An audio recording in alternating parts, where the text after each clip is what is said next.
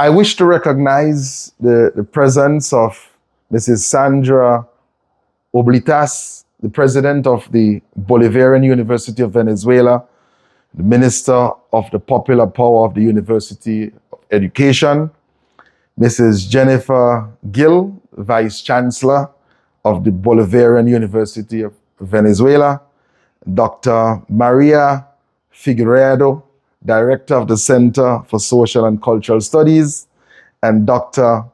Maritel Prieto, the coordinator of the Bolivarian Mato chain of the Bolivarian University of Venezuela. I also want to recognize my brother and sister, comrade Francisco Perez Santana, head of the diplomatic mission from the Bolivarian Republic of Venezuela and St. Vincent and the Grenadines, and Anchena Bermudez, academic coordinator of the Venezuelan Institute for Culture and Cooperation, Hugo Chavez Frias. Mi hermanas y mi hermanos, buenos días.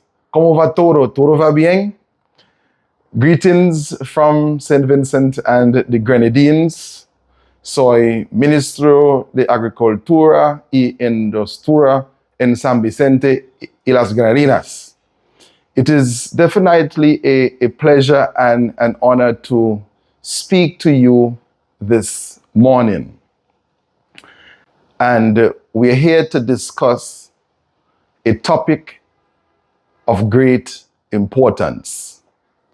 A topic that meant a lot to President Chavez, a topic that means a lot to President Maduro, a topic that we are going to go through over the next 10 minutes, which speaks to the very important issue of the involvement of the people and people's power regarding agricultural development, not only in Venezuela and St. Vincent and the Grenadines, but across the world.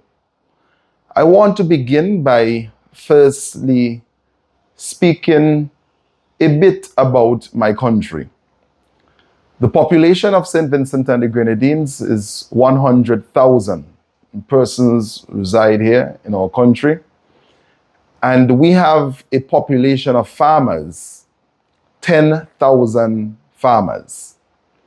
These are very small farmers who farm on very small plots of land, approximately 1 to 2 acres on average.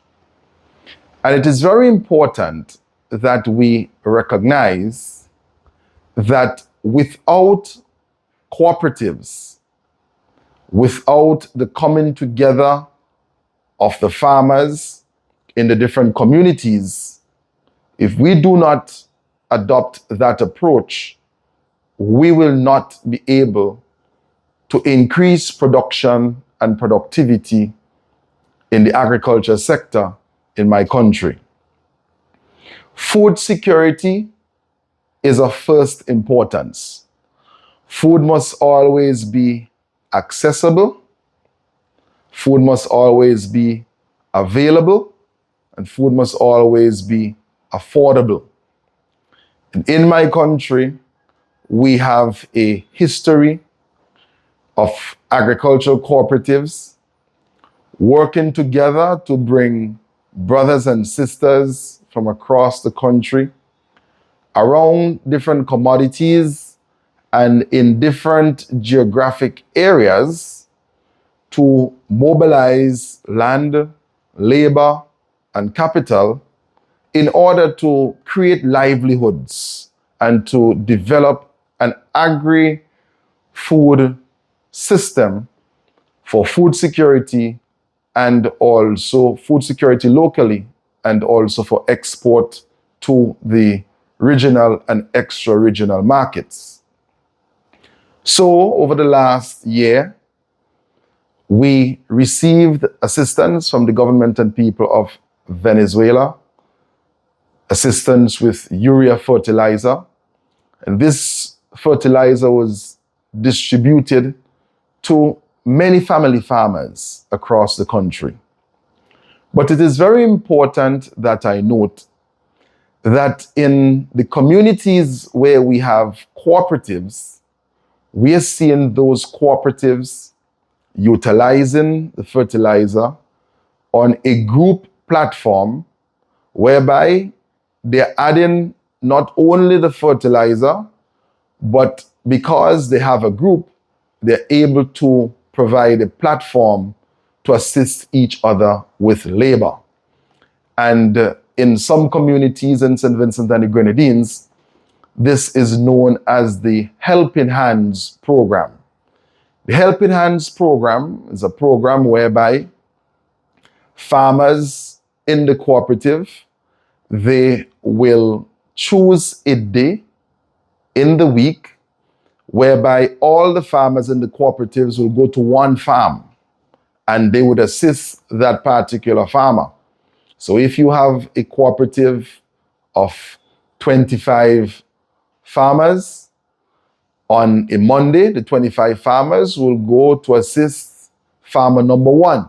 Number 2, all the farmers there will go and assist farmer number 2 until the circle is completed. It is definitely assisting the farmers in my country to be able to produce more, because there are so many different farmers working on one parcel of land. It is bringing together significant human resource capacity. And this communal effort is also creating food terminal markets, because there is a very important need to reduce our food import bill. And when you have communities coming together to produce food, not only are they working together, not only are they utilizing the fertilizer together, but when it comes to the marketing of the produce, they're able to consolidate their efforts. They're able to come together as a community, blend their ideas, and to market their commodities collectively. It is very important as we seek to decolonize our agri-food systems for us to look deeper within for the strengths that can be created through cooperatives and through collective production. In my country, we took the lead as far back as 2012 to work with the Food and Agriculture Organization of the United Nations to ensure that we work towards achieving the Sustainable Development Goals. And an important goal is the reduction of hunger, zeroing hunger and undernourishment. We have a mantra in my country that we are going to ensure that we take the number of persons who are food insecure to 0, because we want that on a night when you have a Vincentian child going to bed, that the issue of food security must not be one that is lingering on the minds and in the hearts of our people, because we are food secured. I want to encourage the farmers who are following today's lecture to appreciate the fact that what you're doing in working together as groups, that it is an excellent approach to development. The state alone cannot mobilize all of the land, labor, and capital needed.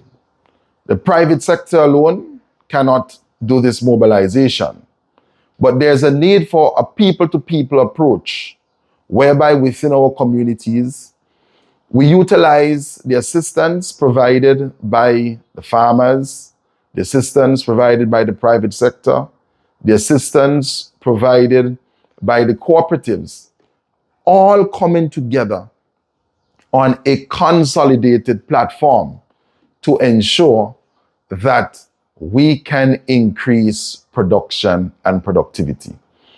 And it is very important that I address the youth, because in my country, when we look at the population of farmers, we have an aging farming population. And this is a problem globally. And it is definitely one of the reasons we are seeing a reduction in the global production of food. For us to improve our agri-food systems, the youth must play a very critical role. And we have started the formation of an exceptional cadre of multi-talented and multifaceted young persons in my country who are utilizing modern technology, becoming very creative and innovative with new ideas, working with the extension staff at the ministry, with the assistance that we are getting from friendly governments and friendly countries, to ensure that we have a diversified production platform. I am happy to report from St. Vincent and the Grenadines that over the last decade, we have worked together with several partners, locally, regionally, and internationally, to ensure that we don't only have food security in our country, but St. Vincent and the Grenadines is now the breadbasket of the Southern Caribbean. And this we are going to continue with great effort, diligence, in a very resolute manner. We are steadfast in our approach to ensuring that we zero hunger and undernourishment. Thank you very much. And I want to wish all the brothers and sisters in the cooperatives in Venezuela that I want to wish you all the very best in your efforts, and to say to you that in St. Vincent and the Grenadines, you have brothers and sisters willing, ready, and able to partner with you. In Latin America and the Caribbean, we are witnessing a revolution in food production and in agriculture. And at the heart of it, we have cooperatives with brothers and sisters, comrades and friends working extremely hard to ensure that we have food security and food sovereignty. And as my comrade Che Guevara said, that you know that you're truly in a revolution when the extraordinary becomes ordinary. Let us make food security become something that is ordinary in our Caribbean and in our Latin America. Thank you very much, and all the very best. Thank you.